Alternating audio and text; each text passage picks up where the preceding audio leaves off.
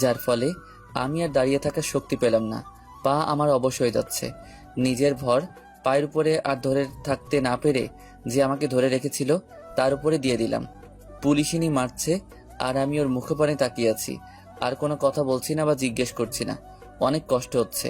তখনই পুলিশিনি আবার ডান পায়ে যে বাড়ি দিল, মনে হচ্ছে পাটা কেউ কেটে নিয়ে গেছে। ম্যাম, দয়া করুন, পাটা হয়তো ভেঙে গেছে। আমাকে যে ধরে রেখেছিল তার হাত পা রীতিমতো কাঁপাকাঁপি শুরু হয়ে গেছে।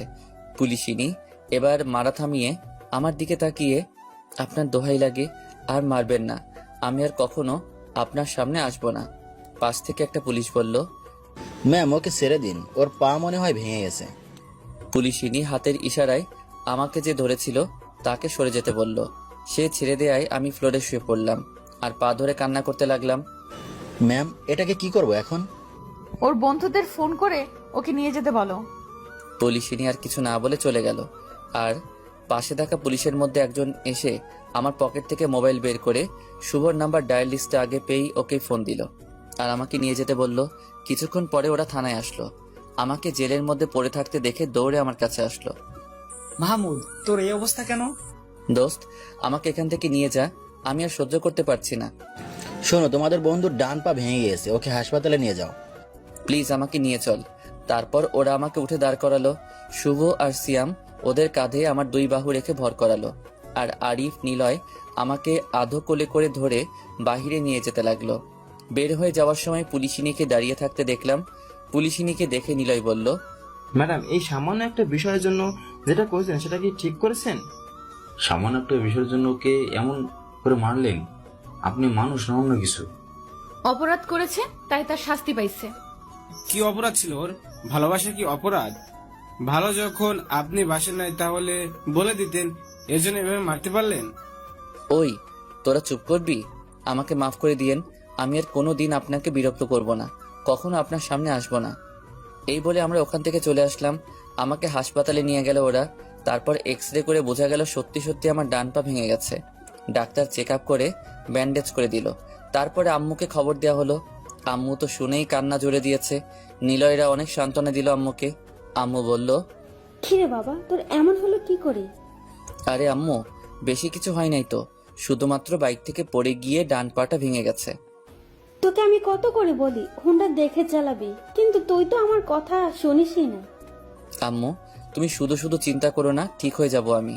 তুমি এখন আমার জন্য খাবার নিয়ে আসো, খুব ক্ষুধা লাগছে। আর ডাক্তার বলেছে কাল রিলিজ করে দিবে আমায়। ওকে যাচ্ছি, তুই একটু অপেক্ষা কর।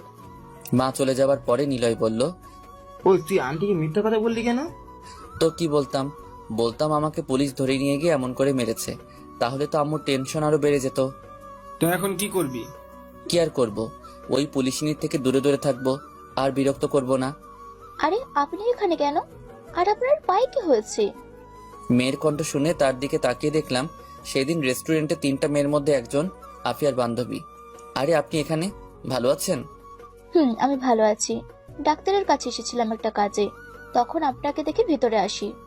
ও আচ্ছা, এই যে পরিচিত হন, এ হলো আমার 4 বন্ধু শুভ, আরিফ, নিলয় আর সিয়াম। আর তোরা শোন, এ হলো আফিয়ার বান্ধবী।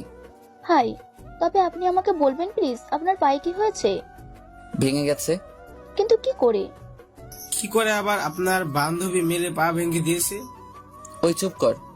তুই চুপ কর, আমাকে বলতে দে। কি? আফিয়া এসব করেছে? কিন্তু কেন? কেন আবার? আপনার বান্ধবীকে ভালোবাসে বলে, সেদিন আপনার সাথে রেস্টুরেন্টে মজা করেছে বলে। কি? আপনারা কি বলছেন এসব? বিশেষ না হলে আপনার বান্ধবীকে ফোন করে জিজ্ঞেস করে নিতে পারেন। ওই তোরা থামবি? ভাইয়া আপনি থাকেন, পরে এসে আপনার সাথে দেখা করে যাব। আমি আসছি আজ। মেয়েটি এ বলে বাহিরে চলে গেল। বাহিরে গিয়ে আফিয়াকে ফোন দিল। হ্যালো, হ্যাঁ দোস্ত বল। আফিয়া, তুই এটা করলি কি করে? আমি আবার কি করেছি? তুই ছেলেটাকে মারিস নাই, শুধু ওর পাটাও ভেঙে দিয়েছিস। তুই তো অমানসিকতার পরিচয় দিয়েছিস। কি করব বল, তখন অনেক রেগেছিলাম। তুই চুপ কর। আর ছেলেটা তো কোনো দোষ করছিল না, ও তো শুধু তোকে ভালোবেসেছিল। আর ভালোবাসা তো দোষের কিছু নয়। তোর ভালো লাগে না এটা অন্য ব্যাপার। তুই ওকে কাছে ডেকে বুঝিয়ে বলে দিতেই পারতিস, কিন্তু তুই তা না করে ওকে পশুর মতো মেরেছিস।